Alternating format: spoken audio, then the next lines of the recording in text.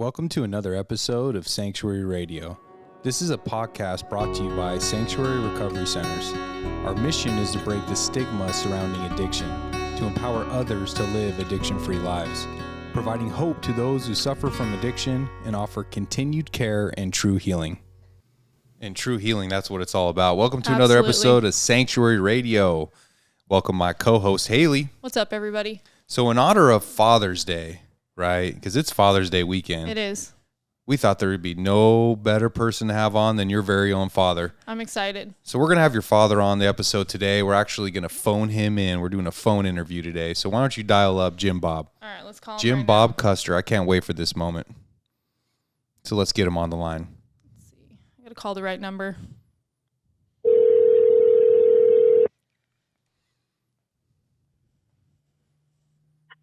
Hello. Yeah, hi, Jim Bob. Hey, Dad. Yeah. Oh, hey, Dad. You're on with Sanctuary Radio. And this is All right. and it's Father's Day weekend, so we had to have you on the show, and we just appreciate you taking the time out to share your experience, strength, and hope with us, and just so we can get to know you a little bit better, and that'll also help me connect the dots with your daughter, Hailey. Jason has a lot of questions. Yeah, a lot of questions are going to be answered here in a short period of time. I hope so. Yeah. So welcome to the show, man, and we just want to kind of hear what it was like for you, because you have an amazing life today. You found recovery, you found your connection, your path of recovery, because there's multiple paths to recovery, and what my path is different from yours, and so we want to get that out there today. So we want to just kind of hear what that's like for you, but let's start from the beginning. So let's talk a little bit about the rodeo life. So why don't you share what it was like growing up, the rodeo lifestyle, because I know you experienced a lot of tragedy and trauma and a lot of different aspects of that. So why don't you share what it was like, growing up?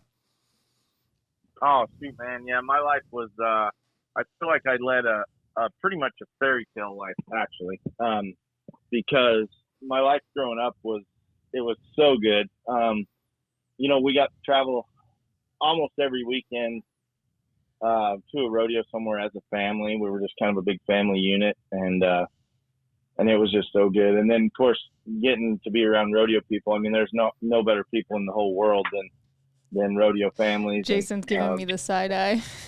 No, I'm not. I'm just kidding. But yeah, it's definitely it was definitely something that I feel like was a very much a blessing in my life. A lot of things that I've learned how to deal with certain issues were because I traveled. We were always in a new setting. We had to figure things out sometimes, and so I feel like that my rodeo days, especially younger, gave me a very good lease on how to just kind of figure things out in life and make it happen. You know what I mean? Right. So when we talk about rodeo life, so were you a bull rider? I mean, were you roping? I mean, what part did you play in that? Well, actually, it's funny you ask. I actually competed in every event in rodeo, and not just competed in it, but actually competed at a high level. He was an all-around cowboy is what they call that, Jason. Oh, Yeah. the all-around. Okay. All-around. How many buckles do you have? Oh, shoot, in my lifetime, I bet I've won close to 600 buckles. Oh, damn. Yeah, he's the real deal. Okay, that's all I need to hear. Yeah, so, but anyways, it was good, and I got to do all the events all the way up through college, and of course, then when I started into a professional career, I just chose two. I just chose the bronc riding, saddle bronc riding, and bull riding, and those were kind of my two events that I went on to a 21-year professional career in. He was the prettiest bronc rider there is. Okay. If you can imagine it being pretty. My My dad was picture perfect is how I would say it. One of my favorite movies is called 8 Seconds. Oh, yeah. Didn't you ride some of the bulls in that movie, Dad? You and Cody? I did not, but your Uncle Cody did. Right. He was actually playing cross stunt double in the movie, and Oh, really? So all the bulls so. were ridden by my uncle in that movie for Lane. A lot of them, yeah, for sure. He was one of the stunt guys that rode in it. Dad, what was that one show you were on? That celebrity bull riding, where you were a judge? Do you remember that? Yeah. I can't remember the name of it. It was I think the it deal was where Celebrity Bull Riding on CMT, wasn't it? It might have been. It was. They had like I don't know, there was like Vanilla Ice, and I can't even remember who all was Oh, your on there. dad's There a was, celebrity. Yeah. Oh man, I'm getting educated today. And so you grew up in the rodeo lifestyle, and just it's real family oriented. You guys are traveling all the time, you know. And I'm heavily into sports. It was the greatest time of my life, and so I could definitely relate to that, you know. But you started to experience some tragedies, you know, in your family. Do you want to share about some of the tragedies you guys experienced? Because you know that ultimately plays a role when, you know, for me it did, for addiction. You know, everything that I've been through and I used to cover it up. It's the solution to all those different things. So would you mind taking a moment just to kind of share about some trauma, some tragedy that you experienced along the way? yeah, you bet. So, you know, probably the biggest thing that was a life changing event in all of our lives was my brother and sister had died in a carbon monoxide accident. My mom was on the way to Flagstaff from Williams, Arizona, about 30-mile drive, and it was snowing, and it was kind of a big whiteout. And but anyway, there was a hole in the bottom of the floor of the car, and nobody knew that, so there was carbon monoxide that was getting up in the car. They actually made it in Flagstaff with me being completely unconscious. My brother Danny, who is my cousin by blood that my parents adopted when he was 9, he was in the car as well, and my brother and sister Connie and Brett were in the car also. But I had passed out and was evidently screaming, and I was 3 years old at the time, and they rushed me into this doctor's office and kind of revived me. I was actually dead for like 3 minutes. Wow. And got revived, and but while that was happening, the other kids were still in the car, and my brother and sister, they couldn't revive them. Danny was dead for 6 or 7 minutes. They revived him. So yeah, big tragedy, and that a lot of people don't know this, but you know, my parents, that was a very trying time for them, of course. I mean, I can't even imagine, you know, losing one kid is one thing, but when you lose 2 at the same time, and Right. you know, you know, drank a lot after that. I mean, Right. it was a pretty. She told me on the ride up to Oklahoma this week that, you know, her favorite thing was vodka and orange juice and Valium after her kids died. And she had a bottle of vodka under the sink, and she would put it in her orange juice and drink and pop as many Valiums as she could fit in her hand. Oh, the Las Vegas cocktail. Yeah. She was not, you know. And so, you know, when I think about, I mean, that's just an extreme tragedy, just that in itself, you know, that will affect a family, and, you know, especially at a young age for yourself and just everybody, and it doesn't go away, you know. And when I also think about the rodeo lifestyle, I mean, there was a bunch of injuries that have involved in that type of lifestyle. How many injuries have you personally had? Oh shoot. I mean, you know, you talk about injuries. I mean, you almost get an injury almost every time you ride one, you know, some sort of an injury. But serious injuries, you know, I call these serious ones. I mean, I've had 5 knee surgeries.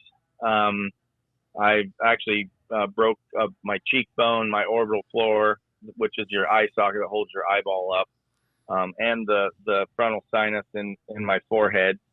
That was a pretty serious one. And then the big one was I broke my neck. I broke C1 and C3, so vertebrae in my neck. And C1, of course, is the one that's really up high.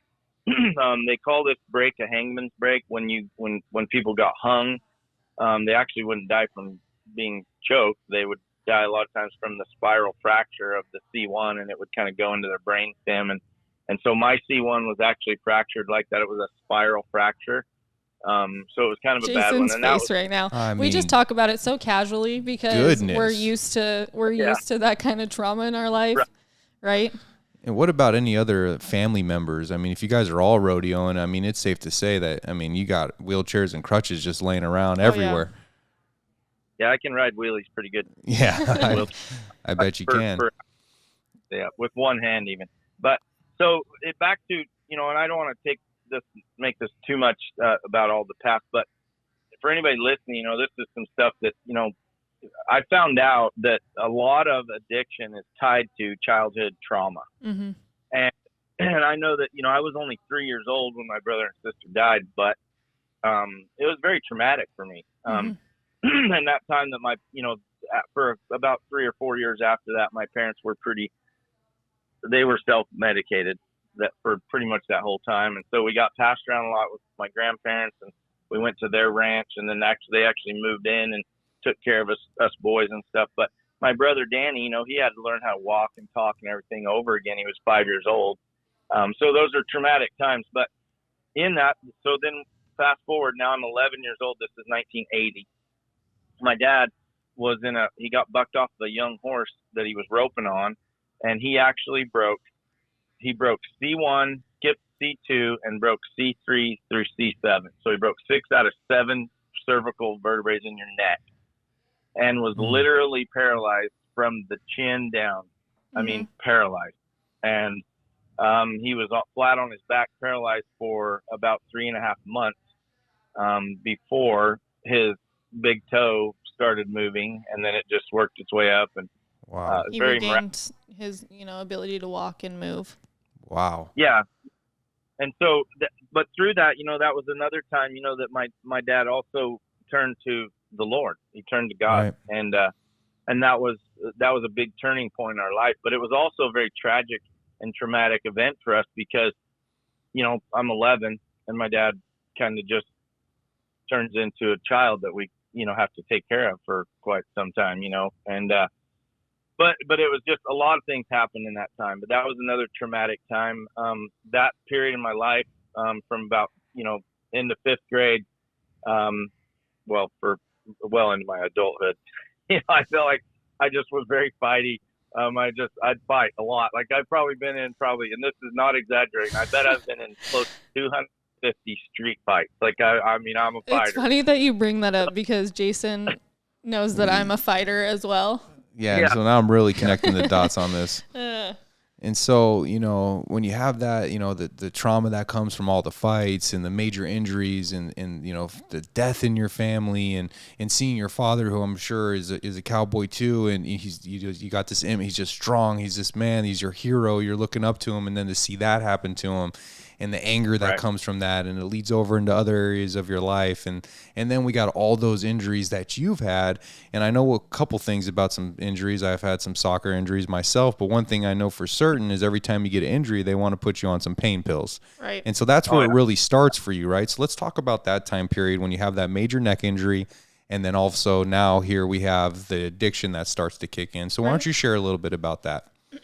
Okay, so first time I tore my ACL in my knee was 1990, and that was, I went and had a knee surgery, and at that time, you know, an ACL repair, you were pretty much out of rodeo for about a year, and I actually was out for 9 months before I started back. But I noticed looking, and this was something I didn't even really connect the dots to until way fast forward into like, you know, on my way to healing and treatment. But I noticed that time in my life when I started taking those pain pills, I did notice that something clicked, something changed in me. Now, I still stopped taking them when I was supposed to. It didn't lead on into a heavier addiction or anything, but then you can imagine with having, you know, 4 more knee surgeries after that, from in between 1990 and 95 is when I had all of those knee surgeries. Had some other surgeries in between there as well. But like you say, every single time they put me on pain pills. And so, you know, I was basically addicted to opiates and didn't even know it, you know. But looking back on this, and you know, without trying to keep this in chronological order here, but you know, I look back when I went to treatment, and you guys know all about this because you're a treatment center, but they really bring some stuff out of you that just is amazing. You look back on things and you go, wow. So basically, I was addicted at a very young age to you know, like the sugars and things they put in food, right? You know, cereals and breakfast cereals and stuff like that. And we learned, you know, and I won't get ahead of myself. But, you know, you learn all the chemical things that come with addiction. But you know, I started chewing when I was 11. I actually started drinking when I was 11. 6th grade. That we summer. have that in common, Dad. Yeah, I mean, you know, that was the first time I got drunk. And then it just was a reoccurring thing for, you know, pretty much through my high school years, where almost every weekend, you know, I was drinking pretty heavily. So, but you don't realize what addiction is first, you know, foremost. So you don't realize that. But when looking back over this, you know, I became addicted I got myself into the disease of addiction at 11 years old. Right. So that's where it started. That's exactly where it started. And I made some notes here so I can remember, but I can't remember the sugars. Can't remember what you call that, but it's in so many breakfast cereals, and there's so many things they put in preservatives now in our food and things that actually cause chemical releases and catches in your brain that aren't supposed to be there. And I believe now, knowing what I know about addiction, I think that a lot of our world today is our kids are they're in the disease of addiction already, right, before they get in the real world. Just think about them on their iPads and technology. Oh yeah, I mean we can cross over into addiction for so many different things, and right. and it just continues to progress, right? Because it's a progressive disease, it's a progressive illness, it's definitely a disease. It's chronic, it's terminal, it gets worse, never better. If left untreated, it causes death. But we can look at I could be powerless and unmanageable over anything in our lives. Yeah, I mean there's so many different things. Yep. So and you guys, there's a lot of people that don't know that, and we all know that, and that's the thing that's where I've used my knowledge in this to try to help educate parents, even with what they're Oh yeah, I get it all the time. Yeah, your dad. You might want to listen to your dad. I know. We can sit on the phone for hours with my dad when he lectures. So. Well, you think about this, the high fructose corn syrup. That's a huge sugar rush for people, and we know how the limbic reward system works and things like that. We won't get into that yet, but I want to talk about that a little bit later. But it's crazy how you look back on these things and you look at all these chemicals that are released and get people into that state of the disease of addiction. Well, and the United States is known for bigger and better and bigger and better, and so it just they just increase it, as long as it makes us all feel really good. It's gonna be multiplied and manifested. Sure, and as humans, we pursue pleasure by any means and avoid pain at all costs. Yeah. And that's what pleasure versus pain, and that's what it really looks like. And so for me, it was the same thing. I had an addictive personality. I crossed over into addiction at a very young age. It didn't matter what it was. And I could still look at my life today and say, well, I'm addicted to working out, right? I'm addicted to work, right? But at least I can use that switch in my brain and for a positive impact in my life. Right, instead of a negative. Right, but it's all about balance, and it's the hardest thing to find. And in my story, too, it's the same thing. Some injuries, pain pills came into play, and once I started doing opiates, it really took me down through there. And that progression from the addiction to opiates, it takes everything from you every time. And so let's kind of transition into that part. So, because I want to get to the healing part. That's the most important part, the miracle that takes place in your life. When the switch clicked for you. Okay, so with that, I'm just going to touch on my story real quick. So in 2008, I broke my neck, and I was given from 3 different doctors a prescription of 8 milligram Dilaudid. That's what they were. Now, if anybody knows anything about the actual drugs, that Dilaudid is that's what you give to terminal cancer patients. That's like. So you got the good stuff, basically. The little pink ones with a little looks like the ribbon on it. They prescribed me heroin, is what they did. Yeah, they did. And so with that being said, for 9 months, because I was in a hard brace for 9 months, and for 9 months, I was just taking as many as I wanted, and it got to be where one wasn't doing the trick, so I'd take 2, and then after a while, I was doing 3. You know how addiction works, and you build that tolerance. Well, and I feel like you were in some emotional turmoil during that time because you had to come to terms with, your rodeo career, which was, you were doing really good at the time, came to a halt. Good point. And so you were self-medicating. Yeah, exactly. I was 39 years old, and that was actually one of the best years I'd had in about 10 years. The year was going really good, and then it just gets abruptly ended. Okay, that's one. Number 2 was, I had been pretty much a non-existent husband and dad, throughout, not all the time, but, through rodeo, and I was gone 200 days of the year, and then boom, I'm home. That was a gift, so eventually the marriage crumbled with that. And I attribute a lot of that to the pain pill addiction, because that's the number one cause. But But anyway, when the doctors finally said, well, you can't have pain pills anymore, they cut me off. I'm like, what the hell just happened to me? I'm sick. Mm-hmm. I can't deal with this. I mean, you know how it is, like the opiate withdrawal. Yeah. You feel like you're going to die. Exactly. You want to die, actually. Sure, you can't. you're right. I remember those times. Oh yeah. And so then I started buying pills on the street, of course, and big network of that. But when I realized, when I figured out that I was spending about $1,200 a week on pain pills, easy. I figured that's when I realized that, hey, this could be a little problem. Might be a problem. Yeah. That's like a whole paycheck. So fast forward. Okay. So I tried so many times on my own just to quit. And I said, I don't care if I die. I don't care. I will never take another opiate. I'm done. I would always make it to the third night. Yep. And it was that third night that I'm like, I don't care. I got to have something. And that's when I would, I did whatever. Well, one leads to another. A friend of mine said, well, I don't have any pills, but I got some stuff. And I'm like, what stuff? And he's like, man, I got some black. I got some tar. I'm like, I don't have a clue what you're talking about. I'm not a drug. Are we paving some like, asphalt here, or what are we doing? Yeah, you're right. And so he's like, dude, I'm talking about, I have some heroin. And I said, you get out of my house or I will kill you. Yeah, I will never take heroin. He goes, hold on a minute, man.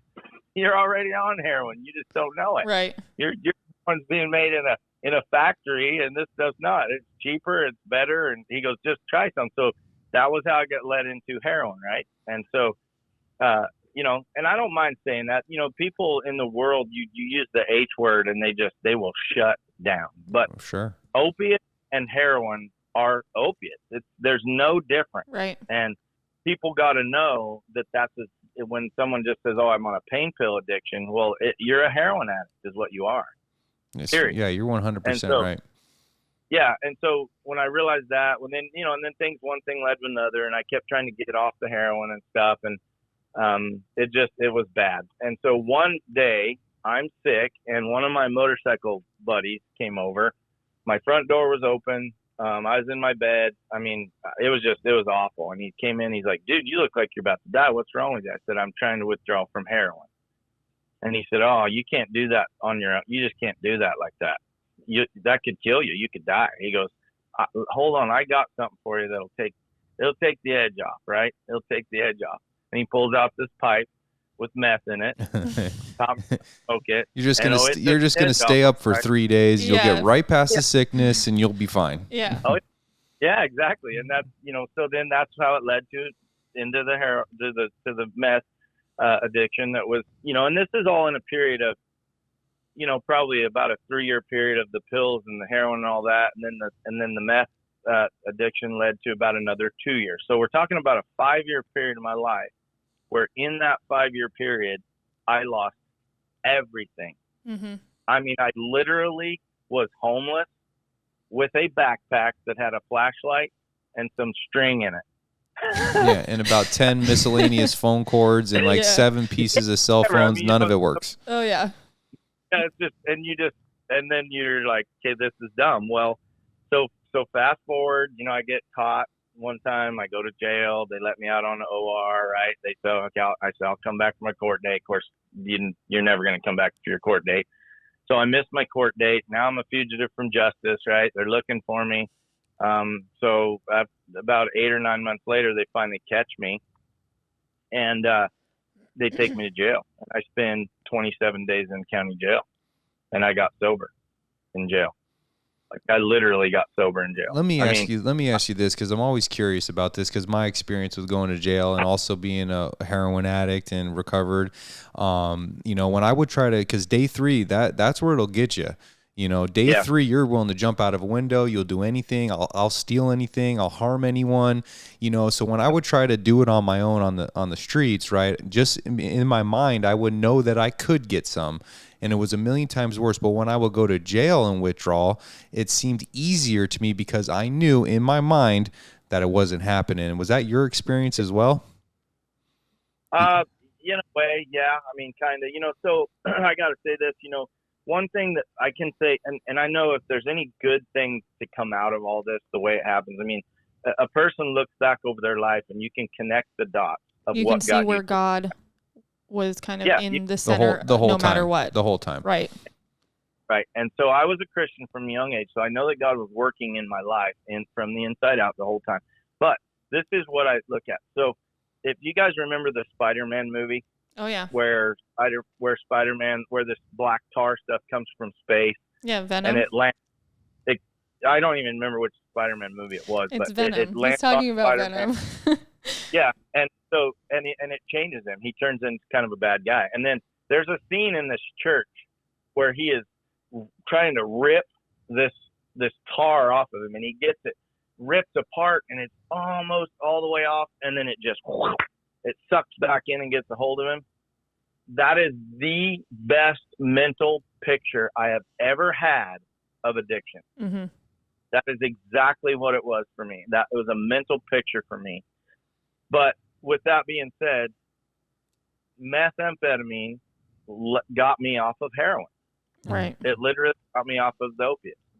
So I thought it was easier to withdraw from the meth than it was from the heroin. Oh, so yeah, there's no doubt about that. Yeah, it's more mental with meth, but it's definitely Yeah, you want to eat and sleep. Yeah, you want to exactly. eat and sleep. Right. And so I look at that and I go, okay, yeah, so I went from pills to heroin to methamphetamine, but every one of them had a place, because if I kept taking pills that were cut with Tylenol, I'd be dead now. Mm-hmm. So I got clean of the acetaminophen that's bad for your, it's going to kill your liver and your kidneys, to straight into heroin, are you a which is vegan now? for you either. I'm just kidding. Aren't you a What? vegan now?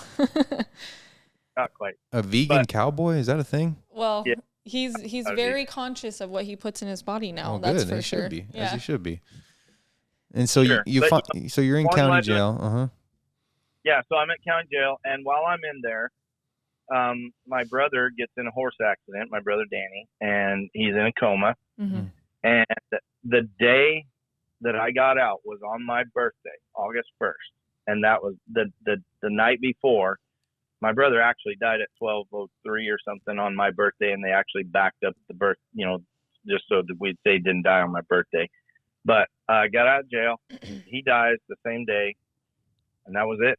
That was a big one. So there's one more real quick story. When I was in jail, there was a man in there that was crazy. I mean, he just bobbed his head, and he just walked through the whole day. Kind of long-haired guy, looked like he was in his 70s. He's just walking through there, skinny guy, and he was just always talking, just quoting scripture and all this stuff. Well, one day I'm sitting at this, I'm just kind of sitting there, and I'm feeling sick, and I mean, I still didn't feel very good, and I think I actually got food poisoning in there too. I did for a couple of days, but anyway, I'm sitting there with my head down, and he walks by, and I hear him quote the scripture that says, "It is the grace of God that has appeared, that offers salvation to all men, and it's the grace of God that will teach us to say no to sin, to walk upright and godly in this present age." I'll never forget that scripture as long as I live. I jump up, I run, catch the guy. I said, "Hey, what did you just say? What was that you just said?" He goes, "Oh, that's scripture from the Holy Bible." I said, "Well, I know that, but what is it? What's the scripture?" And he goes, "I don't know." He didn't know what it was. So I go get my jailhouse Bible, and I start thumbing through scripture, and I find it. It's Titus 2:11 and 12. And that is the scripture that changed my entire life. Wow. 2 days later, I get out of jail, and I go on this trek to find out what this grace is that's going to teach me and train me how to say no to the desires of the flesh and sin, and to walk upright and godly in this present age. So for me, God was at the center of all this the whole way through. And I know that, right? But there's still some things that are going on. So I go to Wickenburg. Hailey comes and gets me, takes me to Wickenburg. I leave him in a hotel you're room. always picking people up and taking them, always. aren't you? I was still with my ex-husband at the time. I wasn't using, but I wasn't in the greatest of mindsets. But my dad meant everything to me. I always have looked up to my dad. And so even in his addiction, even when he was homeless, I just have to tell this story really quick. I'd be at the Circle K, and he was homeless, like around the Circle K in Wickenburg, and he would see me come in, and he'd come up behind me. He'd put his milk up there, his chocolate chip or his chocolate donuts, and he'd ask for a can of chew. And every time I would buy it for him, like just no questions asked. And so, when he got out of jail and we had to tell him his brother died, I was obviously going to be there and be the one to help him through it no matter what. And so when I think about that story you shared about the scripture and about the man that said it, one thing for me is I believe that my God, my higher power, wears people clothes, right? And through awareness, I get to see my God work through others and speak to me through other people, and that's what it really reminds me of. I love that. My God wears people clothes. And so you get out and there's another major injury and, what happens from there? Okay, so I get out. Hailey comes and gets me again, and takes me to Wickenburg, leaves me in Wickenburg for a week. We do my brother's funeral, and my cousin, who is my brother's actual sister, blood sister, who's my first cousin, Donda, she lives in Utah, and she said, "Look, everybody knew, my story and knew, they were all good to me at the funeral and stuff. But my cousin Donda said, if you go back to the streets, Phoenix, you're done for. You got to change up something. You got to change." And I said, "I know, I need to, but I don't know what to do. I got nothing." And she said, "Well, come to Utah." And she said, "My ex-son-in-law, Steven, is a counselor, and he'll kind of help you through it." That's where I got introduced to the big book and all that stuff. And, with Steven just kind of at home there in Utah, teaching me some stuff about addiction a little bit. I went to Utah, was driving a limo service deal where we'd take people from Salt Lake City to Park City, Utah and stuff. And anyway, I stayed there for quite some time. And while I was there, my Facebook had been shut down for quite some time. And Donda helped me recover my Facebook. And one of the first things that I opened on my Facebook was a message from my wife, Mardona, that just a message saying, "Hey, we heard about Danny, so sorry. We just wanting to know we're all praying for you," stuff like that. And I was like, wow. And that was a message on Messenger. And so it just kind of got me thinking about her, because we actually dated in high school. We were high school sweethearts and all that. And so I sent her a message back, and I asked her if she would send me her phone number so I could call her. And so you know where that goes, right? That leads to I call her, and then you're basically married. Oh, now I see where Hailey gets it from. Now I see it. I see it. And so you reconnect. She was my first love. So we reconnected and stuff. And so, I tell her from the very first conversation, I said, "All right, so here's the deal. To be fair, I got to tell you the whole story. And when I get done telling my story, if you tell me, 'Hey, it's been nice talking to you. Thanks a lot. I'll talk to you sometime whenever,' I'm good with it." Right? So I've never started a relationship like that in my whole life. Honesty. Where I just spilled the whole beans in complete brutal honesty. And she didn't hang up. We kept talking. And it led to me, getting to a good place and moving to Washington State, where, I got a stepdaughter that's awesome. I got a sister-in-law that's awesome. My mother-in-law, who passed away this last year due to COVID stuff, was there. And just, man, I had a huge support group, and it was awesome. But it's hard to tell a story without getting out of jumble here, but let me go back. So when I was in Utah with Steven, and he was teaching me about addiction, we went to 2 NA meetings. Mm-hmm. Okay. We drove to Salt Lake, which was 26 miles away. We'd go to these NA meetings. And the first one, I don't really remember anything too significant about it. But the second one, we're in this, and I remember this like yesterday. This guy got up. His name was Freddie. And he gets up and he says, "Man, I'm a heroin addict.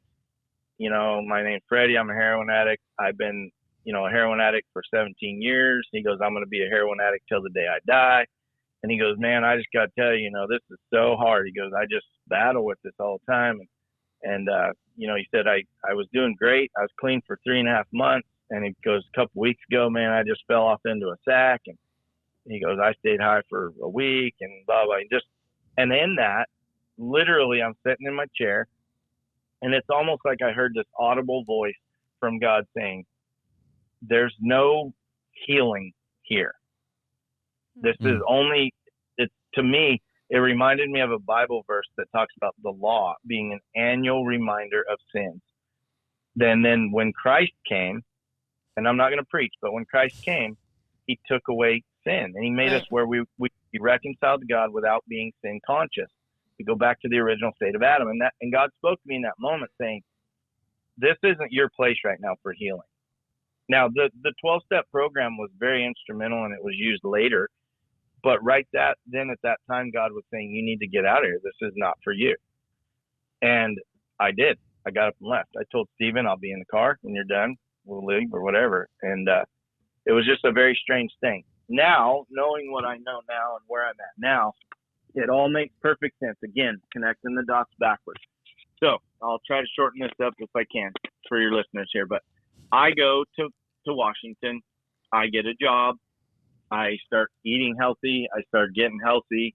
I start feeling better. Things are great. I got the best marriage I've had ever. And things are going good. I got a great job. And then lo and behold, 2 years clean, I relapsed. Mm-hmm. And it happened while I was at work trip out of town. And we had went to a casino. I had actually had a couple of beers, wasn't even drunk really, but it was enough to impair me. And I relapsed. The guy had some stuff, asked me if I wanted some, and I bought some and did it. And that wrecked me. Like, I could not believe that in that state of mind and where I was, how I could relapse. So my wife and I, being brutally honest with each other, we said, all right, we got to figure this out. So she gets me into a treatment center, a place called Sundown M Ranch in Selah, Washington, which I think is funny because the word Selah is a Greek word for peace. Oh, really? And so, it's kind of a neat deal how it all worked out. But so I go to treatment. I go to this 30-day treatment center. And while I'm there, one of the first things I heard was, in the first class or whatever we did, the meeting deal, they were talking about, addiction being a disease. And I'm like, man, this is dumb. These people don't get, they don't know what they're talking about. Yeah, they're wrong. Yeah, they don't know shit. These people don't know shit. And so, and so I'm like, okay. So and they meet him the next day in my group deal, and I'm talking. I told my counselor, I'm like, man, it ain't no disease. It's a choice. I chose to do that. And so it was funny because that very next night, I watched a video. It's called Pleasure Unwoven. I've seen it. I've seen it. We play it for the clients. Yeah, I've seen it plenty of times. It's filmed. Isn't it filmed in Utah? Yes, it is. It's filmed in Utah. But anyways, in that, when right off the bat, they define what disease is. Yeah. And that the actual definition of a disease is an affliction of an organ that causes symptoms. Okay? So now, scientifically, I can go, well, okay, the brain is an organ, and there's an affliction to the organ. Doesn't matter how you got the affliction. Right. But it's now causing symptoms. So it softened me right off the bat to where I go, okay, I can see now why they're calling it a disease. And it softened me up to now receive everything else they had for me in that 28-day period. And I can promise you, there was nobody in that whole place that learned any more than I did. I was the first one to every meeting. I was the first one to every session and, watching videos. Everything. I mean, I was 5 minutes early to everything because I wanted to learn everything that I could learn while I was there about addiction. And when I did, I found out exactly what addiction is. It's not a choice. It's a disease of choice. Yeah. Right. That's what addiction is. And that's what, powerless.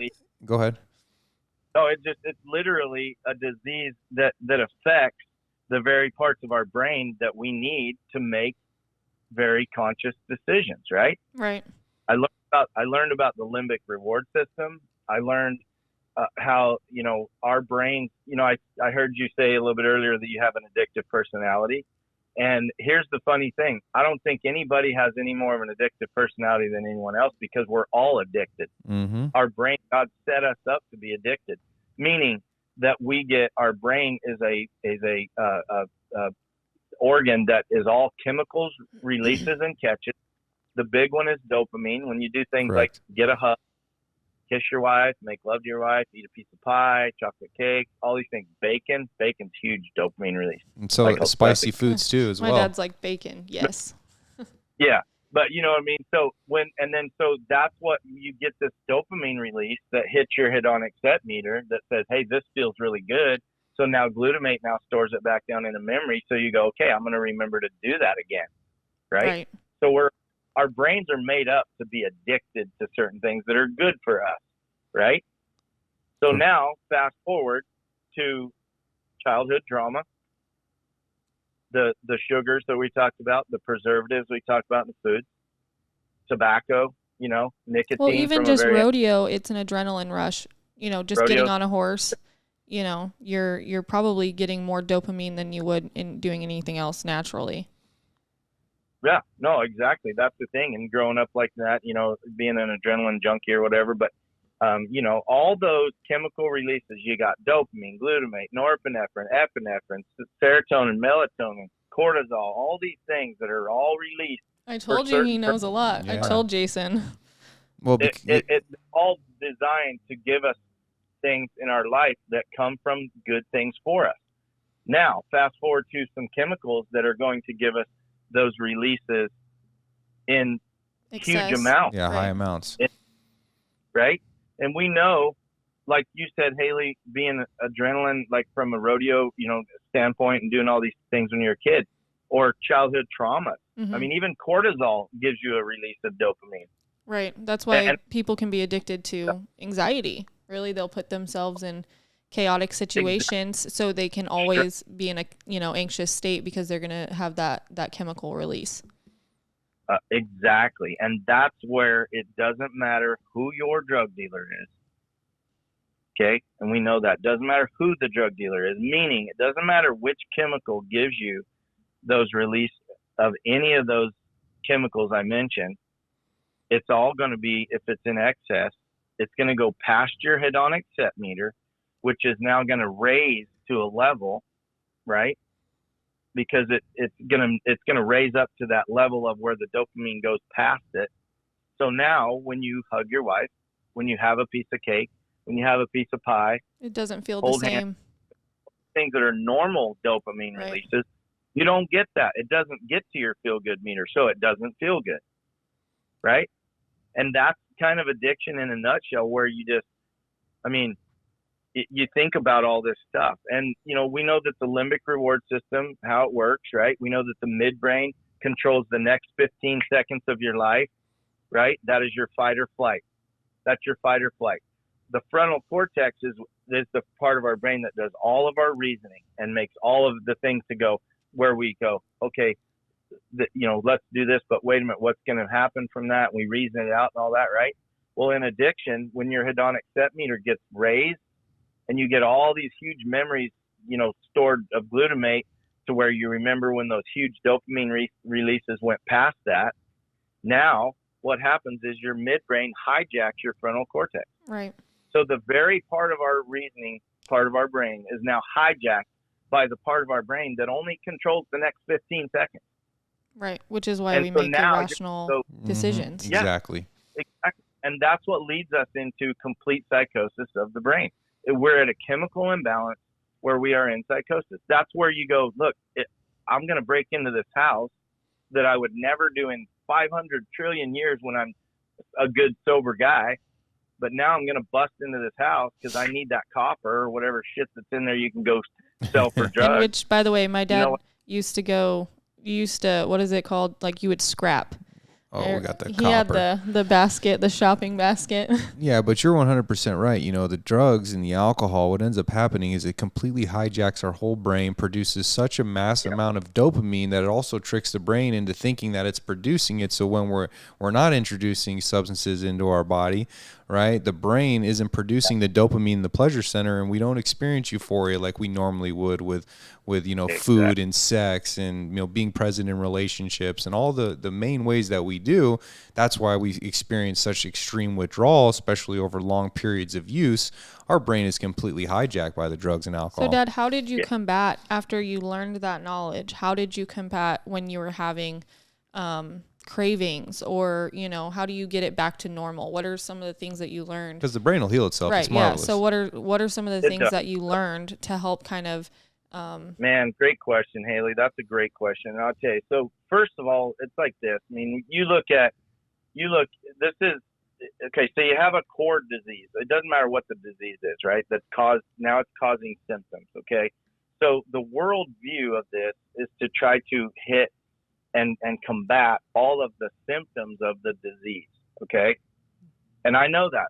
I know before I had my first knee surgery, they were giving me things for swelling and things for this and things for that, but the core of the disease was the fact that my freaking ACL was tore in half and it needed to be repaired. And when that became repaired, all of the symptoms went away. Right. So it's the same thing. And I'm not going to preach to this deal, but I can tell you this, okay? I'm going to say this real quick. We are all born in this world in the image of Adam. We are all born in this world spiritually separated from God. That is called sin. That is the disease. Okay, that's the core of the disease. That's going to cause symptoms when we're separated from God. Right. Spiritually. Right? So how do you fix that? God fixed it by sending Jesus Christ to be that gap, to close that gap, to save us, to reconcile us to God, to make us now spiritually connected to Him. So it's a spiritual malady. Faith. And that's what they teach us. And that, because I did, 12 steps was my program for a very long time. And I've kind of gone down like the same path as my dad, where it's more of a spiritual relationship with my higher power, which, Jesus is my homeboy. You know what I mean? Yeah, so I totally, but it's a spiritual malady. They talk about it in the 12 steps. And that's why I really loved the 12 steps. It helped me in my first couple years of sobriety, because I had a spiritual malady and I had to remove certain things out of that so I could feel God in that hole, Yeah, and that's how we recover. It's through connection to God and spirituality. So how do I help the brain to heal itself? Well, I have to first identify how I experience God in my life, introduce those things into my lifestyle, gives me a spiritual release, which in turn releases the chemicals in my brain, and my brain starts to heal itself. Right. Or even exercising every day. Yes. Eating healthy. Those things will help heal your brain. Even having a schedule. Yeah. There's a reason why in treatment we have it so scheduled. It's not because we're, Nazis trying to control your life. It's because it's part of the healing process. Waking up at the same time every morning, eating breakfast at the same time every morning, having lunch at the same time every day, right? That's part of the healing process in the brain. No, and you're right. And you're so right. And that's the things that I learned when I was in treatment that we need. So, if you look at it, I was already a Christian. I was already saved, and I was already working on that spiritual relationship anyway, and it was already in place. But God always ties everything back to that original cure for the original disease of sin, right? So I started looking at it like that, and I go, okay, so if the disease is the affliction of my organ, which is my brain, the biggest organ in your body, actually controls everything. Mm-hmm. If the affliction is there, how do I fix that? So, with that being said, there is a book called Staying Sober that is written by a guy named Terrence Gorski. He's been trying to get me to read this book. And you haven't read it yet. It's your dad's solution. I know. He went right to it, and you haven't read the book yet? Not yet. Okay. So I promise you, if anyone is listening to this voice today and this podcast, if you are serious about finding out everything there is to know about addiction, it is in that book. And I promise you, that book was a huge thing for me. I read that book while I was in treatment, as I was already getting stuff, through treatment, right? It changed my life. So what it did was it got me to now focus on what the affliction was, right? The disease, and how do I fix that? So what are some things you need to change? Everything, right? You guys heard that, probably in addiction, in treatment. Yeah. One thing you got to change, everything. Right. So I came home, which this program was really cool, this treatment center, because it has a family program with it, where my daughter and my wife actually came, and they were there for like 3 days solid doing learning and stuff, too. Yeah, it's a family disease, right? You have to heal the circle. Yeah. It's a family disease. Right. We know that, with my sister being still out there and her addiction. Yeah. Mm-hmm. Yeah, and we're all praying for her, hope something causes her to, come around and want to try to get some help. But two things I want to say. One, you can't do it on your own. I don't care who you are. It's a team sport. You ain't going to do it on your own. You can't. You need professional help. Mm. Number 2, you have to have a huge support system that you can't bullshit. You guys following that? Yeah. Like, you can't bullshit. Is he talking to you right now, Hailey? I don't know. Maybe. But I'm serious. You can't do it. You got to have a support system that knows who you are, that's not going to... Accountability. Yeah, who's not going to enable your behavior.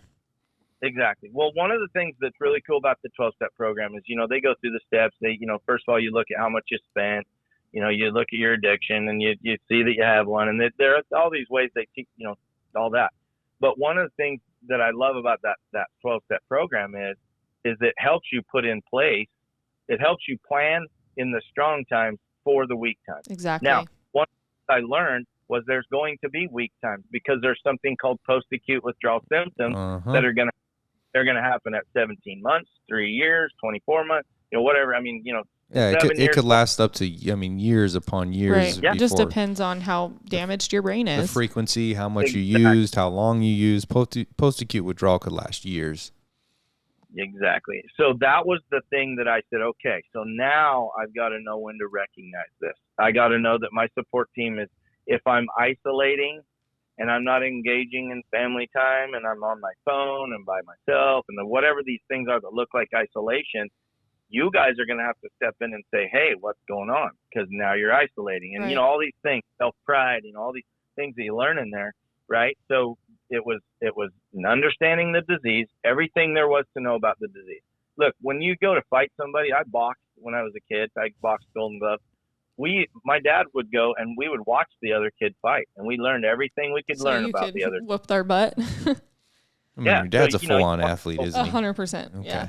I've never seen my dad lose a fight. I'm just going to throw that out there because I've seen my dad maybe he could fight teach some me a couple people things. who were 2 times his size, and my dad never lost a fight. So, okay. Yeah, that is. We are getting close to time, Dad. I know that you're not here. Normally we would signal each other, but we are getting close to our time here. So, and so that's what we learn, man. We learn that it's a disease. We have a character defect problem called dishonesty, selfishness, ego, self-centeredness. Right. We're consumed by fear, unreasonable resentments.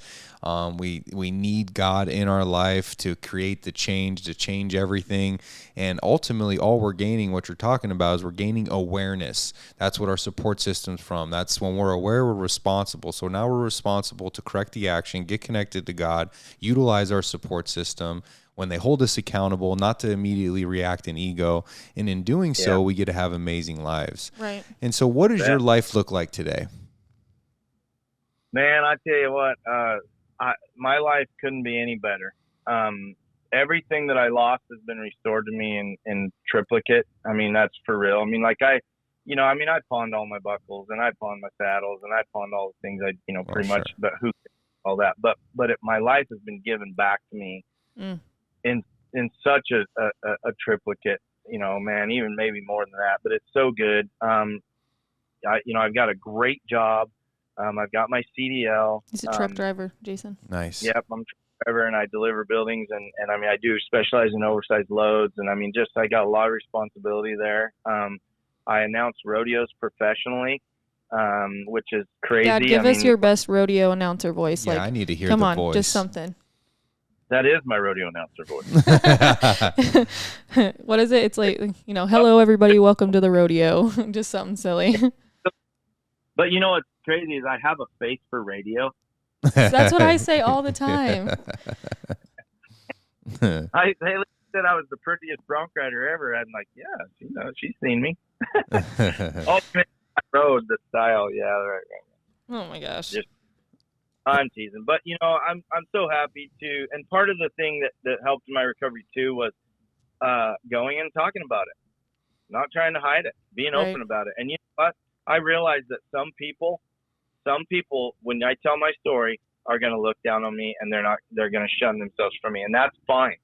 That weeds out the people you don't want to be around. Exactly. The phonies, you don't want them around anyway. You want people that know your story, that hold you accountable, right? Not everybody's going to be in that position to hold you accountable. Even though they know your story, they'll still, enable you sometimes on accident even. But the point is, the more I shared, the more I told my story, the more I talked about addiction, the more I tried to help parents learn about addiction and, the signs of it.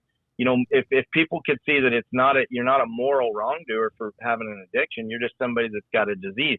Doesn't matter how it started, because people will argue all day long about the choice thing. Who cares? Who cares what caused the disease? You're in the disease. Yeah, you got it. Needs to get here. And so that's the things that I try to do, and I talk a lot about it. So my dad actually has a Facebook page where he gets on. He does a morning devotional. So anybody, who's just interested in what my dad had to say, about and wants to hear a little bit more, he does do a morning devotional every morning. It's on his Facebook page, Jim Bob Custer. And then you have a professional page, don't you, Dad? Yeah, it's Jim Bob Custer, professional announcer, pro rodeo announcer. And so, but yeah, thanks for that plug, Hailey. I appreciate it. But too, Hailey being in the field now of recovery and stuff, I mean, we talk a lot. She's been a huge support for me. We learn stuff from each other. We teach the other things, and it's been great. We have a relationship again today. Yeah, exactly. And that's one of the things I regret. We weren't going to talk about this, but Hailey and I, one of the biggest regrets is as a dad. I was stuck in addiction and the psychosis of it. And I actually used drugs with my daughter. And that was a huge, huge bad thing in my mind, a bad mark in my life. But you know what? Here's the thing. Everything's been restored. It can be. Yep. And it happens every time. And, one thing you said, we have to get out there and share. We have to talk about it. We have to use our experience to help others, because what it's doing is it's becoming our greatest asset now. Exactly. And we're shifting the attachment from a negative one for all these years to a positive one, because now we're more qualified to help others. One of my favorite cliches is we're turning our mess into a message. Yeah. And, and so that's what it's all about, and you guys, your relationships. I mean, can we get a happy Father's Day for your dad? A happy Father's Day, Dad. There we go. Usually I just saved a picture. It's my favorite picture of me and my dad when I was first born. He, was holding me and looking at me, and I make it my profile picture every year for Father's Day. So you'll see it. Okay, I'm going to be looking for it. And so if there's one last thing you could leave our listeners with, just one last thing, one last statement, that if there was anything you wanted any of them to hear, just that one thing, and why don't we close it out with that? Well, thanks for leading into that, because I want to go back to when I was in that NA meeting and God told me there's no healing here. Now, I do not say there's no healing in the 12-step program, but what God meant and what he showed me through all of that was that if a person, and you guys in treatment, call it the higher power, whatever you need to do to call it that, but for me, my higher power is Jesus Christ, and it's the one true living God. It is the only way to completely cure addiction. And I know it sounds cliche or whatever, but I promise you there's healing there. Now, with that being said, there are things that I'm going to have to be intentional about for the rest of my life. And I know that. I'm not dumb. But I am not an addict today. I am a fully recovered addict that still is working to make sure I stay a fully recovered addict. Right. But there's there. You don't have to stay stuck in that label of being an addict for so many years, an addict for the rest of your life. There's healing. You can move from being an addict to a recovered, healed addict. Right. And that's the whole point. We're here to recover from this thing. Right. Right. And so we recover, and what we have is a daily, this thing doesn't go away. We're not cured. So every day we have to maintain our connection to God and stay spiritually fit. And as long as we continue to do that, it'll stay in remission, if you will. Right. And so that's what it's all about, man. And I really appreciate you coming on the show and taking the time out. I know you're on the road right now. You had to pull the truck over just to get on for us. Right. And man, your message is so strong. Everything you've been through, the rodeo lifestyle, the tragedies, numerous deaths in your family, many, many injuries, addiction, homelessness, recovery, finding Jesus in your life, letting him enter your heart and perform a miracle, putting the action steps in behind it, and your life today reflects it. So I just appreciate you taking the time to be on the show, and hopefully one day I can meet you and put a face to it. And Hailey, where can they find our all of our material, all of our stuff? They can find us on TikTok, YouTube, Facebook. I'm trying to think else, Instagram, or on Apple Music, Spotify. It's all at Sanctuary Recovery Centers. So reach out to us and reach out to Jim Bob Custer on his page, his professional bull riding page, his Facebook page. Check out his daily devotional. Come be a part of, because just like he said, and we always say here, recovery is a team sport. So come be a part of our team. So thank you for being on our show today. Thanks, Dad. Love you. Yep, love you too, Hailey. Thank you. You guys are doing a great job, man. Keep up the good work. No, we sure do appreciate that. All of our episodes drop on Friday, so all our listeners out there, be ready every Friday for a new episode of Sanctuary Radio. See you next time.